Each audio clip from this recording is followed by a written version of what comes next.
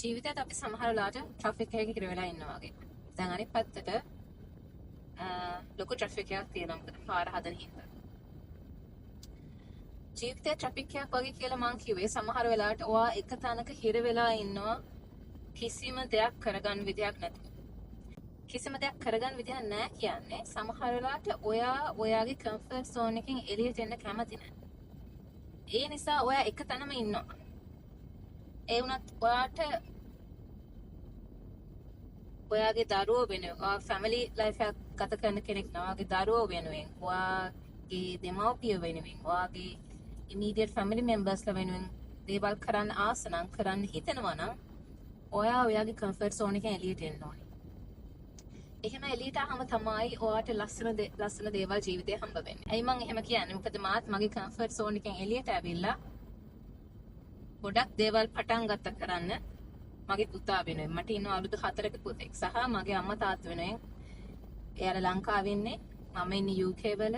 මම UK වල research nurse කෙනෙක් විදිහට වැඩ කරනවා. ඉතින් මගේ අම්මා තාත්තා සහ මගේ අවුරුදු 4ක පුතා වෙනුවෙන් මම මගේ කම්ෆර්ට් සෝන් එකෙන් එළියට ඇවිල්ලා ඩිජිටල් බිස්නස් එකක් කරන්න පටන් ගත්තා. ඒ ඩිජිටල් බිස්නස් එක නිසා මට ෆයිනෑන්ෂියලි විතරක් නෙමෙයි පර්සනලි grow වෙන්න පුළුවන් වුණා. ඔයා පිටරට ජීවත් වන working parent කෙනෙක් නම් full time වැඩ කරන ඔයාට ලේසියෙන් මේ බිස්නස් එක කරගෙන යන්න පුළුවන්. මොකද මමත් full time වැඩ කරන ගමන් මගේ බබාවත් බලා ගන්න ගමන් තමයි මේ බිස්නස් එක පටන් ගත්තේ.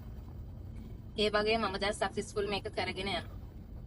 ඔයාට තියෙන්න ඕනේ ඔයාගේ ෆියුචර් එක, ඔයාගේ දරුවෝ වෙන, ඔයාගේ ඩ්‍රීම් ලයිෆ් එක අචීව් කරනවා කියන මොටිවේෂන් එක විතරයි. ඉතින් එහෙම මොටිවේෂන් එකක් ඔයාට තියෙනවා නම් ඔයාට අනිවාර්යයෙන්ම මේක කරන්න පුළුවන්. ඉතින් ඔයාලම හිතලා බලනවා. තාමත් 9 to 5 work කරනවද? paycheck to paycheck ජීවත් වෙනවද? එහෙම නැත්නම් අද කම්ෆර්ට් සෝන් එකෙන් එළියට ඇවිල්ලා ඔයාලා ආස කරන ජීවිතේ ළඟා කරගන්න වැඩ කරනවද කියලා. එහෙම කැමති නම් මට මැසේජ් එකක් දාන්න. මම කියලා දෙන්නම් මම ඒක කරන්නේ කොහොමද කියලා.